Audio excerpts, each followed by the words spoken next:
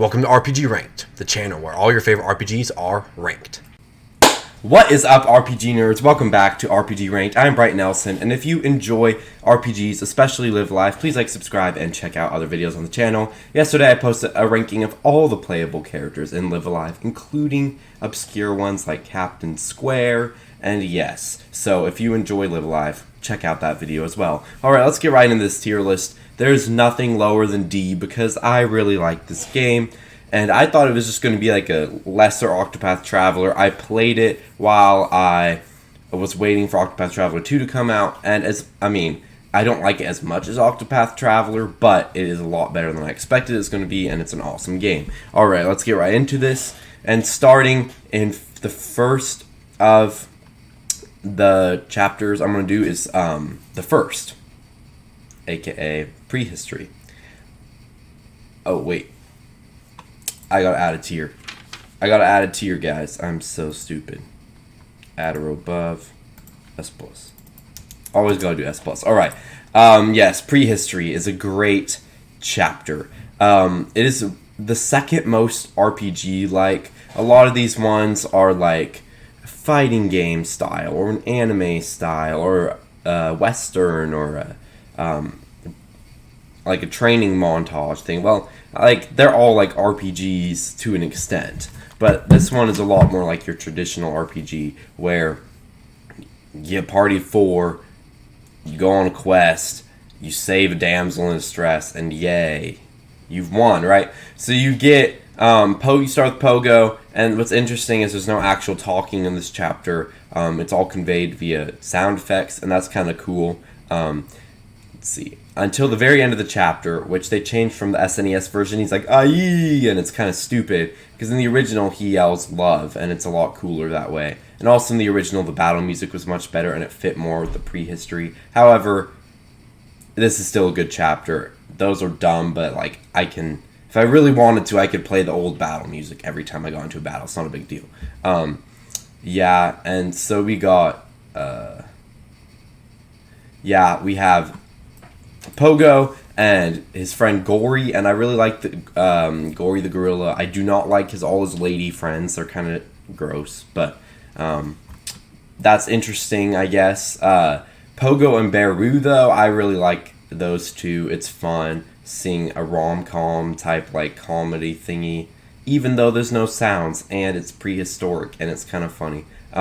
We get some of the best battles in the entire game, because most chapters only have like 1, 2, or maybe 3 types of enemies you can fight, whereas this chapter has like, I don't know, 15 or something crazy like that.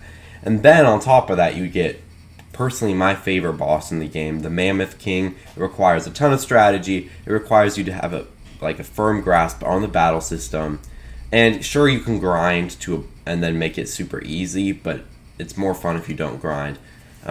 If you grind anywhere past level 16, it'll probably be pretty easy. But, yeah. And then you get some awesome accessories in this chapter. You have a little crafting system that's similar to the Chrono Trigger Prehistory crafting system. Yeah, and it's really fun. It's not my favorite chapter because it does have some flaws. First of all, like I said, those 2 things that I wish were retained from the SNES version. It also is kind of awkward, like the ending is kind of weird. And yeah, it's fun. It's not anything like groundbreaking to me, though. Like, it's a fun little rom-com set in prehistory. But other than that, it's just a fun chapter, but not an amazing chapter. Alright, let's move on and into the Imperial China chapter, which is one of my favorites in the entire game, if not my favorite. I love this chapter. Point is, you have a master, and he's trying to pass on the Earthen Heart martial arts style. And it's really cool because, first of all, the Shifu's an awesome character, but you get 3 completely different disciples that all have their own personality, that are all that you can pick between. And it leads to this.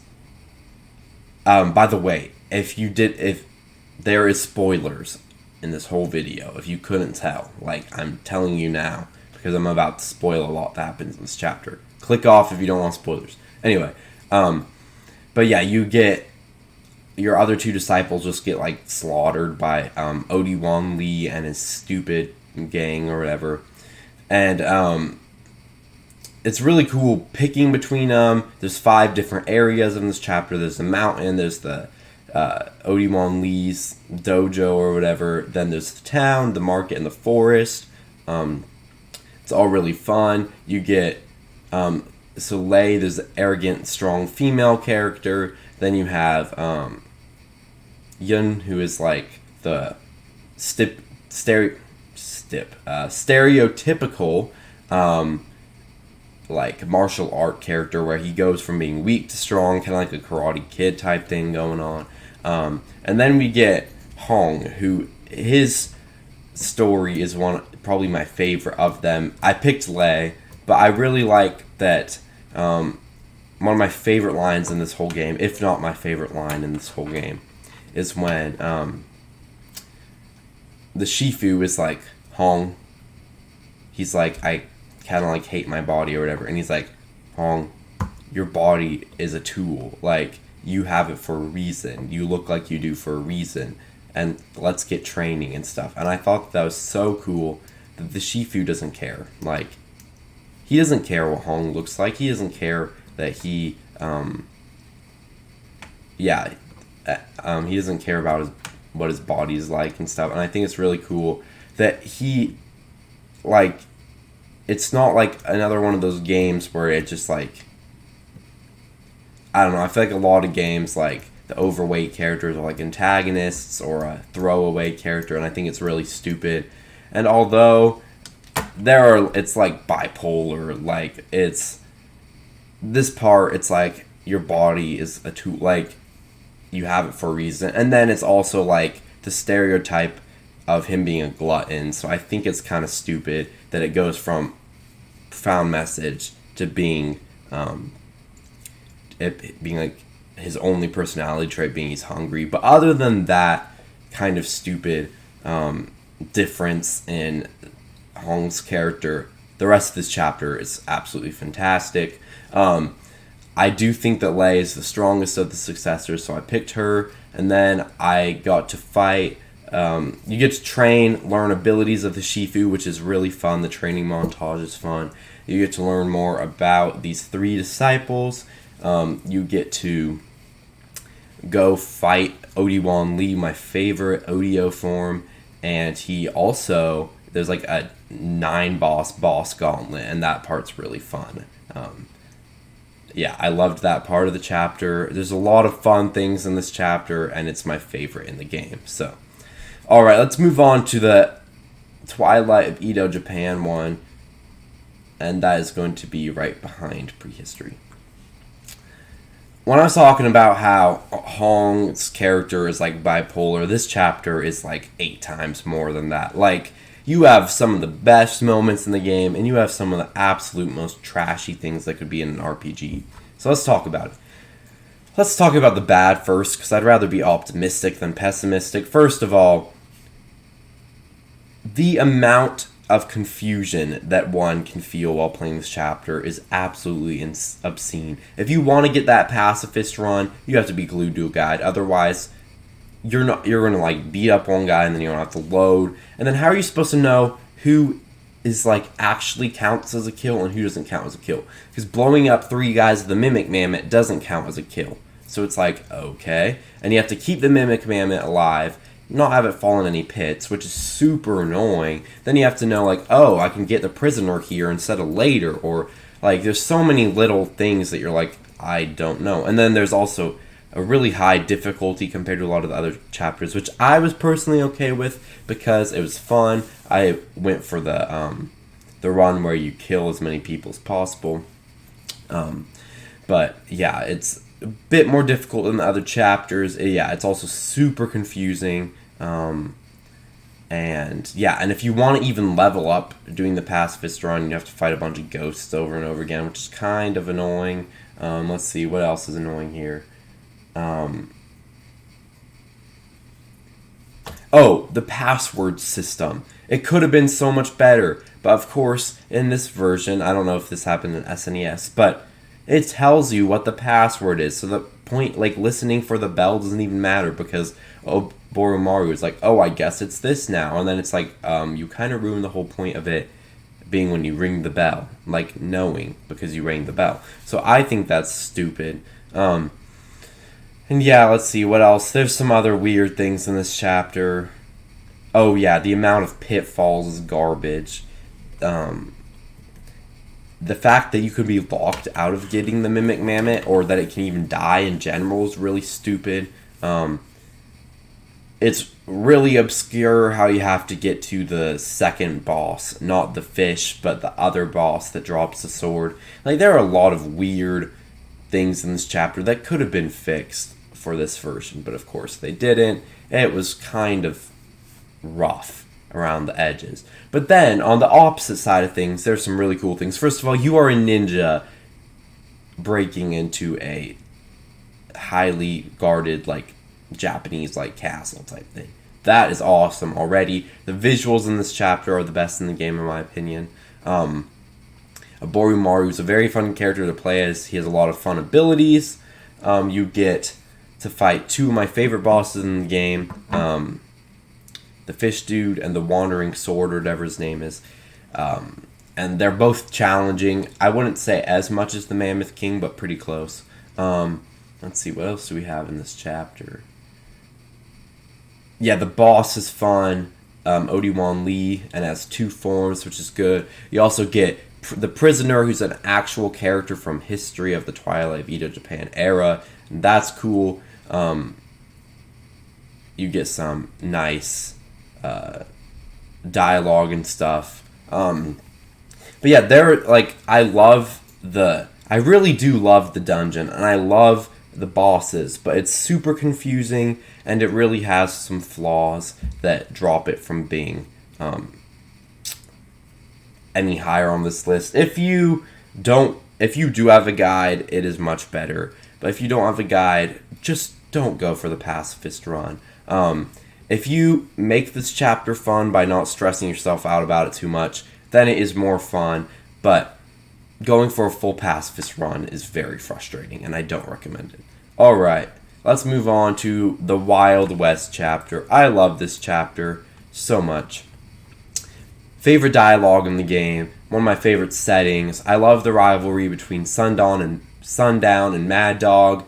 Yeah, like everyone in the town are wimps except for the little kid and the girl. That's awesome. Then we get a mariachi band, which is always epic. You get to beat up a bunch of dudes, outlaws. You get to have a couple of cowboy shootouts. You get the chance to flee from a duel late in the chapter and get an even better duel. And yeah, you get there's a lot of fun stuff in here. I love Sundown, and I love the Western vibe. I always do. Dialogue is my favorite in the entire game of all the chapters, except maybe the true final chapter. But yeah, you get some really good fun dialogue. There are two problems with this. One, it's not really as urgent in this version as in the SNES version, because you can see all the sparkles on the map. So actually beating up the guys is kind of easy to get all the traps, and it's not really that scary or concerning, because you know that you'll be able to set up all the traps in time as long as you're actually kind of trying. Then the other problem is that it's just too short.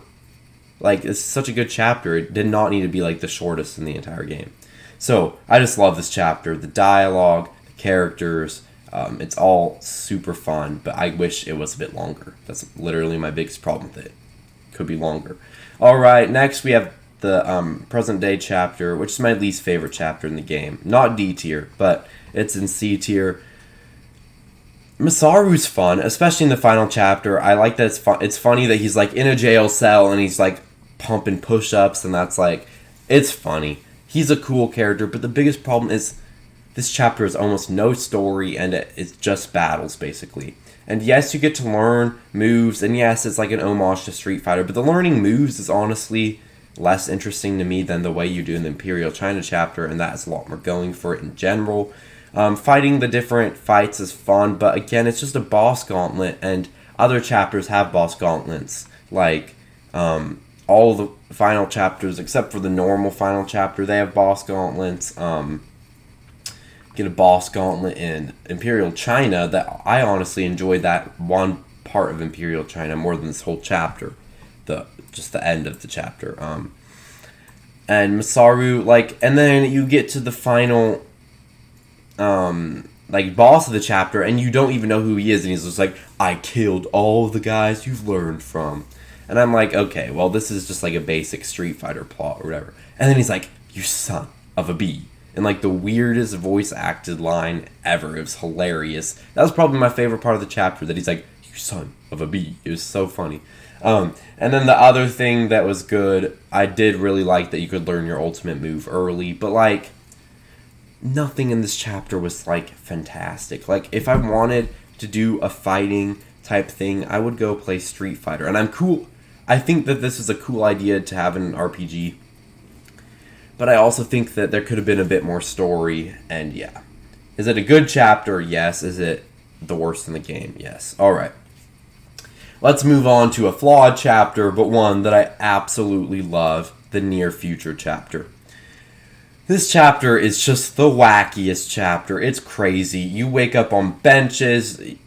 That's not really that weird. But you read minds, you have psychic powers, your dad died, you have your friend who ended up killing your dad somehow, but then he has a redemptive arc because it was never his plan to accidentally kill your dad. You have people who want to make every person soul go into this one entity and make a more perfect world or whatever. And although those three antagonists are very underdeveloped, it's kind of interesting how stupid they are. Then you get a liquefied essence of a turtle inside of a robot. You get to run a taiyaki stand. You get to have an anime Power Ranger battle at the end of the chapter. You get this awesome opening intro song. You get a biker gang. You get another biker gang. You get an orphanage. You get your friends. You get a weird little, like, I'm going to sit on the toilet scene. I don't know why that's a thing. You get a wacky scientist. You get teleporting.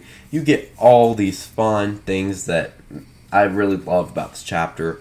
There are a couple flaws. Like, the story is a bit convoluted. And there's a few times where it's like, where on earth do I go? But I really just love this chapter. It's so fun. There's a lot going for it. And yes, it's flawed, but I don't need something to be perfect as long as it's fun. Let's see, what else do I have to say about this chapter other than what I've already said? Oh, yes, I wanted to say one of my favorite parts of the chapter, and one of my other favorite lines in the game. Your friend Lawless comes in on a bike, and he's ready to help beat up this guy. And he's like, I'm a local businessman.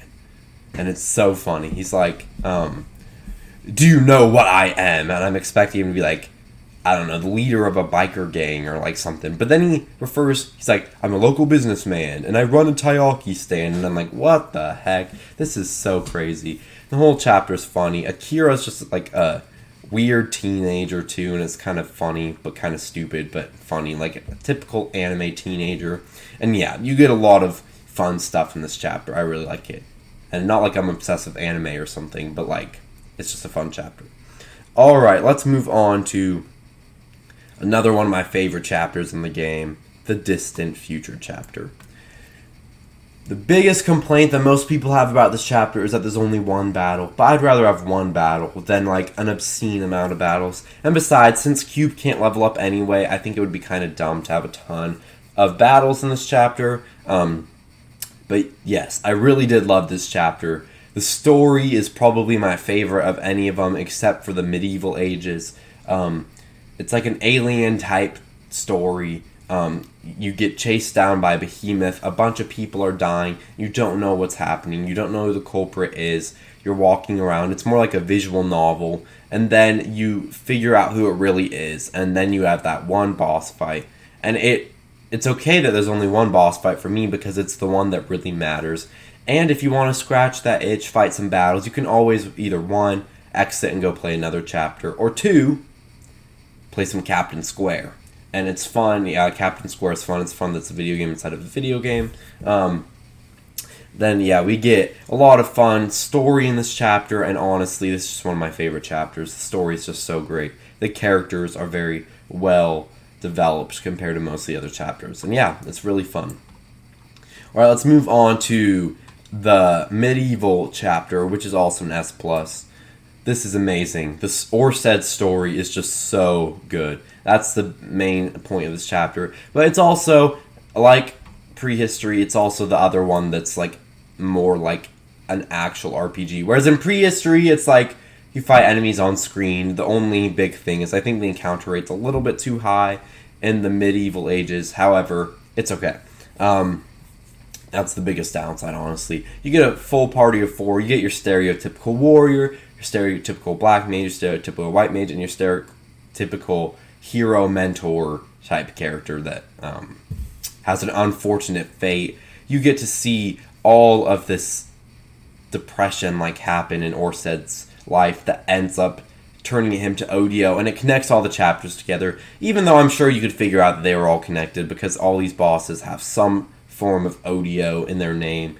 But yeah, as you get to see like what's connecting all the chapters, you get to see Orsted's fall, you get a full party of 4 for quite a bit of the chapter, you get like a lot of fun equipment, there's a lot of treasure chests, and overall this is just one of the best chapters. It starts as one of the most basic chapters. It starts as one that you're like, okay, this is not going to be that interesting, right? But then it goes and becomes one of the best chapters in the entire game.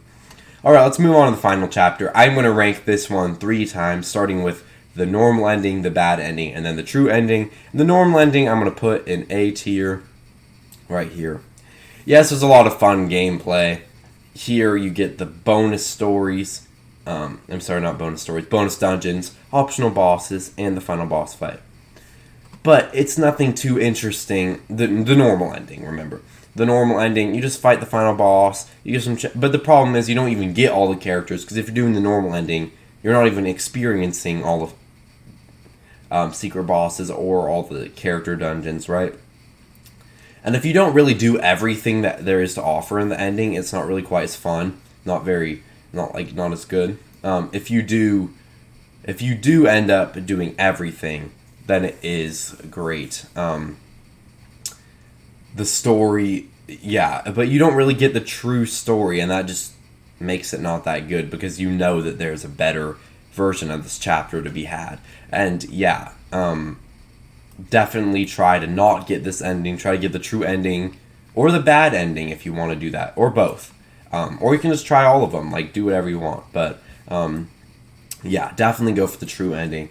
The bad ending, Orsted's final chapter, is also fun. It's not as good as the normal final chapter, but it has a novelty to it. First of all, you're playing as the bad guy. Second of all, you're playing as all the Odio forms and beating up the characters that you know and love.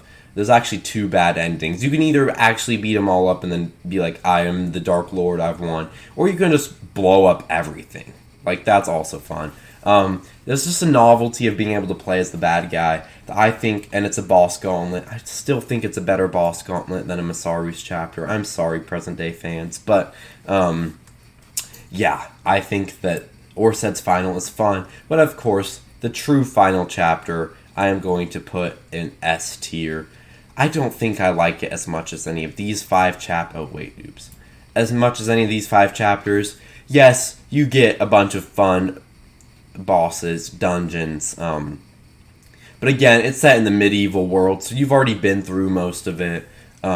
It's not, none of the fights or dungeons or anything too special that you haven't seen in other RPGs, but the ending is great. Orsted's redemption, if you have the true final, you get the boss gauntlet, you get a bonus boss, you get that dialogue depending on who you picked. I picked Sundown as my protagonist. I've heard that Lei's dialogue between Orsted is one of the best, so that's also really good. That was my favorite part of the chapter, the dialogue between Orsted and whoever your protagonist was. You get to see what happens after everybody goes back to their era. And then in the credits, you get to see how all of your characters were just hanging out, and it was just cool. You get to see a lot of awesome stuff within the true final chapter, and I don't think it's as fun as or as unique as these 5 chapters. However, I still find it to be one of the best chapters in the game. Thank you guys all for watching this video. If you enjoyed this video, please like, subscribe, and check out the channel. Yesterday I posted a ranking of all the characters, so please check that out if you enjoyed Live Alive. And of course, I have a ton of other RPG videos on the channel. I have a lot of other classics from the SNES era that I either do have on the channel or I'm going to have. There's a lot of games I have to get to, and there's a lot of new releases coming out this year, so I'm trying to prioritize those, like Octopath Traveler 2. And yes, if you like to Live Alive, you will like Octopath Traveler, so go check that game out. Thank you guys all for watching, and if you enjoyed this video, check out some other videos on the channel. Thank you guys all for watching. Have a great day. Peace out, RPG nerds.